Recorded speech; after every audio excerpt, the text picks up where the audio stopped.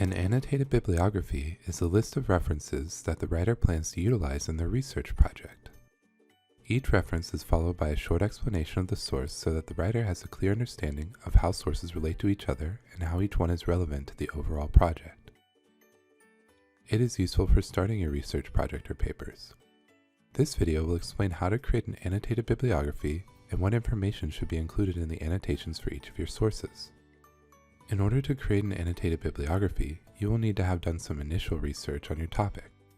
By the time you write your annotated bibliography, you should have a variety of sources that offer different perspectives.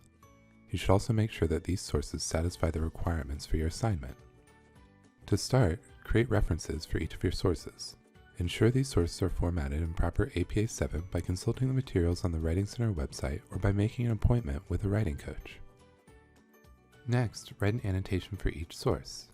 In each annotation, you should summarize the argument and/or purpose of your source, assess the credibility and quality of the source, and explain the source's relevance to your research project overall. Typically, it's easiest to start by summarizing your source. You can use the abstract or introduction sections of your source to refresh your memory. Your summary should answer the following questions. Who wrote the source? What is the thesis statement or argument? What are the key points and takeaways that your reader should know? This might take up to 2 to 3 sentences of your annotation depending on how much detail you include. Next, you should examine each source to determine why it's credible. In other words, be able to prove to your audience that the source is reliable and address any issues with biases or conflicts of interest. To do this, think about who wrote the source. Are they an expert in the field? Do they have the appropriate credentials? Will the author or organization profit directly from this research, and if so, how does that impact the quality and reliability of the information? Remember that scholarly sources that have gone through peer review are typically considered the most credible sources.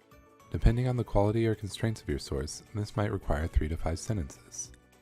The last step is to explain how the source fits into your research project overall.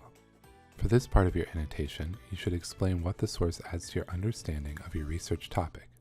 Ask yourself, how will this source help you present a more complete picture of your topic? How does this source agree or disagree with other sources included in your annotated bibliography?